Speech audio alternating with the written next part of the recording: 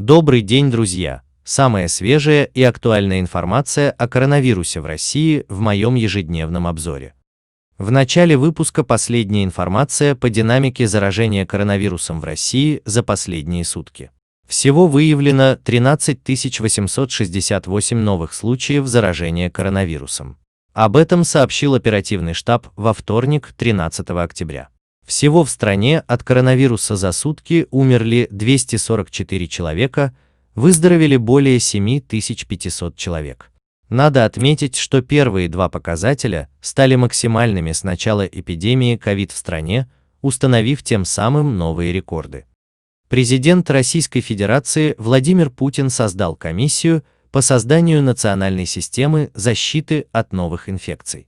Председателем комиссии назначен заместитель председателя Совета Безопасности Дмитрий Медведев. Заместитель директора по научной работе Центрального научного исследовательского института эпидемиологии Роспотребнадзора Александр Горелов заявил, что число новых случаев заражения коронавирусом в России снизится до значений июня и июля текущего года к февралю-марту 2021 года.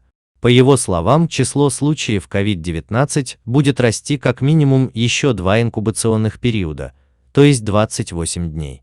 Далее, по его словам, ситуация в стране начнет стабилизироваться.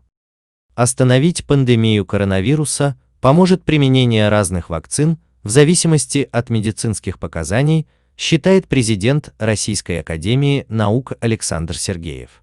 И чем больше будет вакцин, тем лучше медики смогут определять нужную в том или ином случае и адресно ее применять. Наверное, это в конечном счете остановит пандемию, отметил Сергеев. Директор Центра имени Гамалеи, академик Российской академии наук Александр Гинзбург рассказал о коварных свойствах COVID-19. По его словам, новый коронавирус способен подавлять собственный иммунитет организма. Гинзбург не исключил, что при первичном заражении COVID-19 в организме человека могут образовываться антитела, которые при повторном заражении могут усиливать заболевание.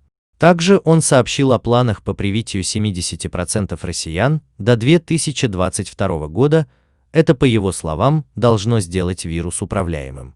Ранее он рассказал, что негативная погода в ближайшие дни может поспособствовать распространению коронавируса в стране. На этом мой обзор завершен. Вечером выйдет очередной новостной блок с последней информацией в России, Москве и мире. С уважением, Ренат.